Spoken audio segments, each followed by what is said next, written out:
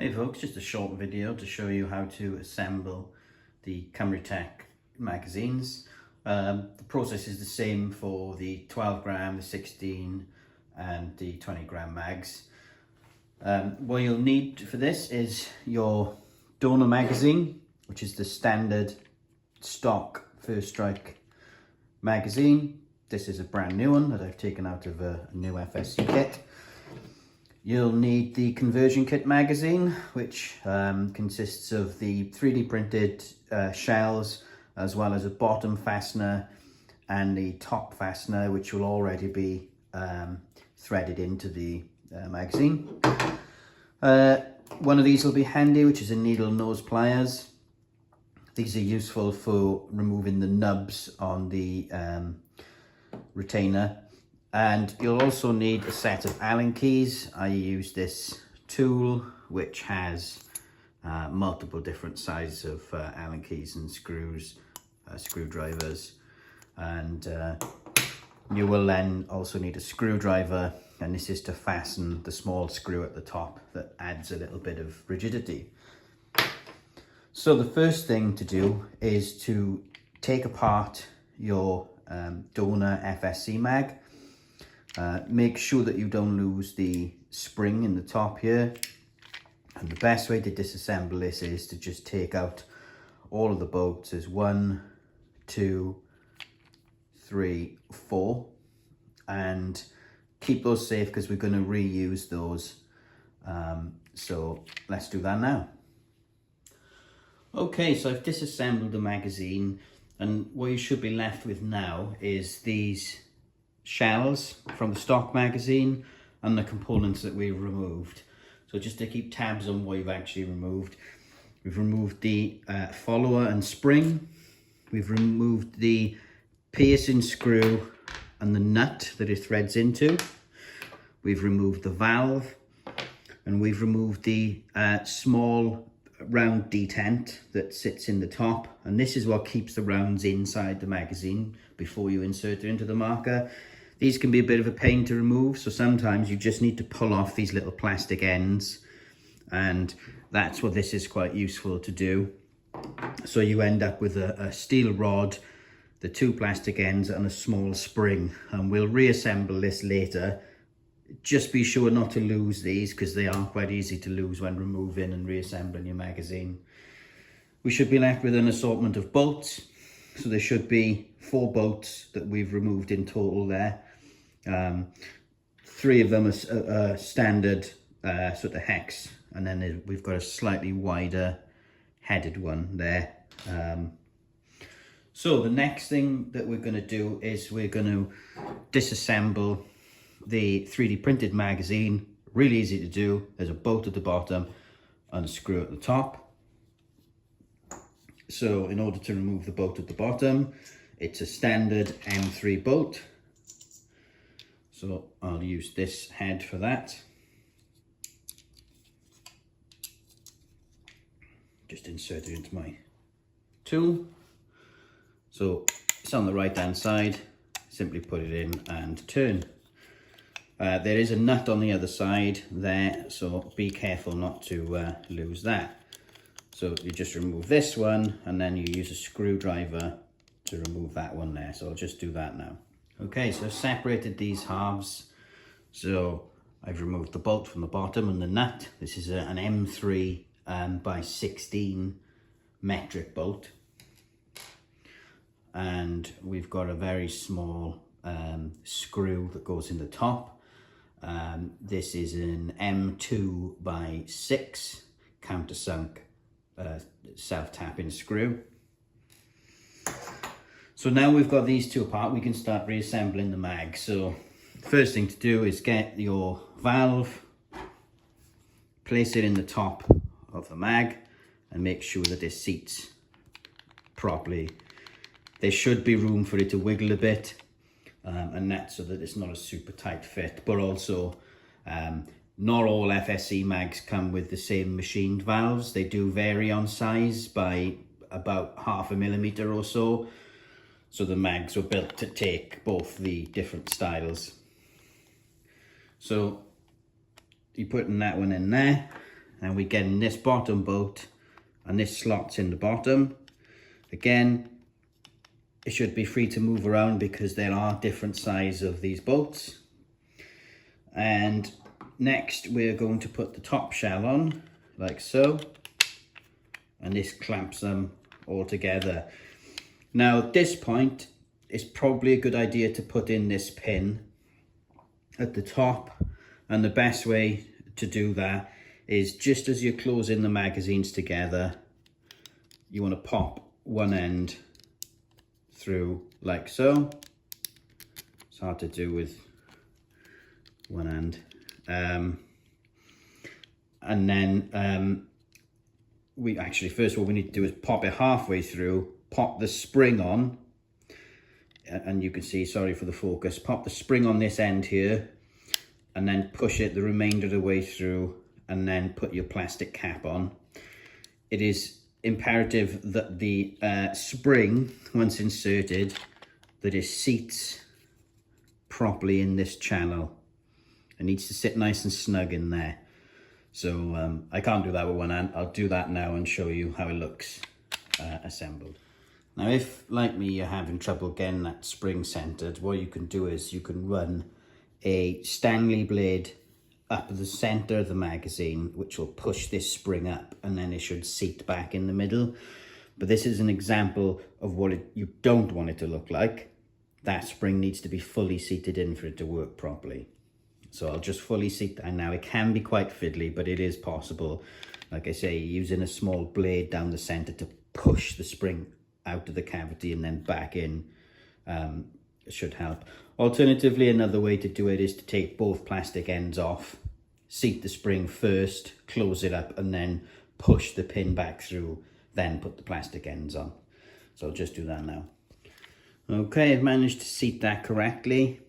As you can see now, there's a very thin gap, but not much of a gap, and you can test if it cycles right by pushing it down, and it should move with a bit of resistance because of the spring, but it shouldn't catch. So at this point we can reassemble this plastic cap that goes on the end.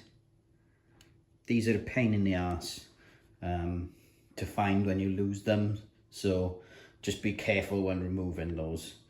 They are pretty annoying to find. So before we do anything else now, we should probably put some bolts in to make sure it's all secure. So the first bolt I normally put in is this small one that goes in the top there and secures with the small nut. And then I'll put the long one down through the center, which is the longest bolt. So I'll just do both of those now. Okay, I've got both of those bolts secured. So now it should hold itself together, and what we can do now is attach the rest of the bolts. It's just going to give it a little bit more strength. So we could do those in any order really. So what I like to do first though is to make sure it's all lined up properly. So I'll insert the bolt that comes with the magazine at this end. So the nut goes this side, the bolt goes the other side, just like on stock. Be sure not to confuse the different ones, the different sizes up. I've only got access to metric bolts, so that's why the included bolts that I've put in with the kit are metric. So you get your metric M3 screw, put a nut in there, screw goes through there. If you're having trouble getting the nut in place, just thread it on and then just push it in like so. And then you can unthread and then bolt it from the other side. And then I'll show you then how to screw the top bit in. Okay, so I've added the bottom bolt there. As you can see, protrudes a little, but it shouldn't catch your hand or anything. This is it to just give it a bit more reinforcement, especially with our heavier springs. If you opted to purchase one of those, there's more force on this magazine, so it gives it some strength at the bottom, and of course the screw is to give it some strength at the top. So the top one is a self-tapping screw, so don't over tighten it, otherwise you'll strip the threads out of the plastic.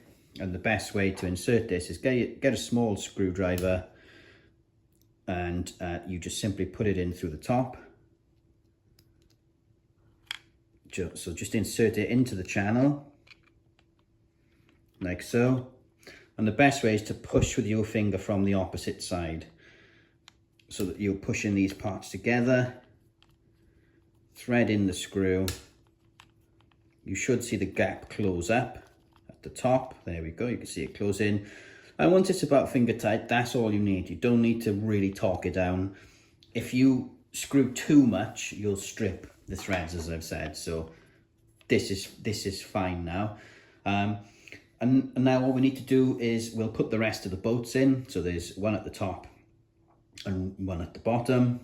There's the shorter one goes at the top, and the medium-sized one at the bottom, and obviously the longest one in the middle, which I've already done. So I'll do that now. Okay, so all those bolts are in. So we've got all the main components of the magazine now. The only thing left that we need to do is insert the follower and spring, the bottom plate that keeps this all in, and then finally the CO2 piercing screw. So this one's easiest. You just simply put it in the hole there and simply thread it in. There we go. And there it is. Now 12 gram CO2s are longer than 8 grams, so this screw does protrude down a little bit.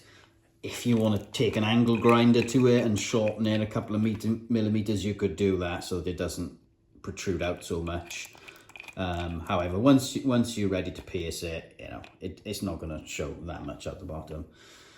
Okay, so that's that part, and let's now put in the follower. So here's the follower, and the follower ever so slightly slopes backwards from the front. So this is the direction it's inserted into the magazine. So I'll put that in, and now is a good time if you are going to change out the springs to either the red springs that come with the magazines, which is this, and these are for things like first strike, or if you want to put our heavier springs in, now's the time to do that. But if not, if you're going to stick with the stock springs, just push the spring down like that, get the plate, simply push it in there, and it should click into place. And now we're done. That's your fully assembled mag.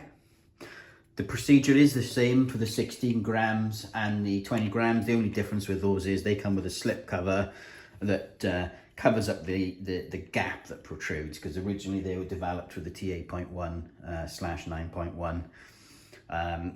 So yeah, it's the same procedure for all of them. If you've got any questions or you're having trouble doing it, drop me a message. Thanks. One last point on this actually is that there are, as I mentioned before, some variations on the magazines that First Strike produce. Some older FSCs are slightly different internally than the newer ones, and as such these mags sometimes need to be slightly modified. It seems that their quality control isn't quite there on the different lowers that they have. So for example, in this FSC, as you can see, the injection molding isn't very good. There's lots of flashing on it, and it's quite stiff, and the magazine doesn't go as well into this one. Still inserts, but when you try and push it in, it can't go high enough. So all you have to do in this instance is take a sharp knife and ever so slightly trim the top of this notch here at an angle, at about a 30-degree angle.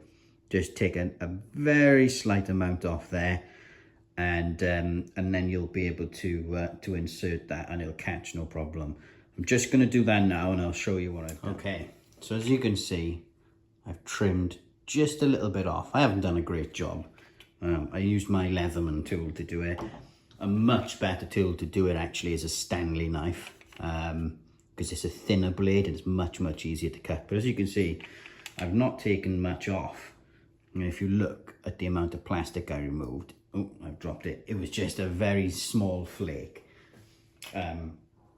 Now, the reason I haven't changed the design of the magazines is on the older markers and some of the ones that were made a bit earlier out of better quality materials, these magazines will be a little bit loose in those. So it's better to just modify the magazine to fit your marker. So as you can see, fits in nice. The catch goes, and yeah, and the magazine is now ready to go.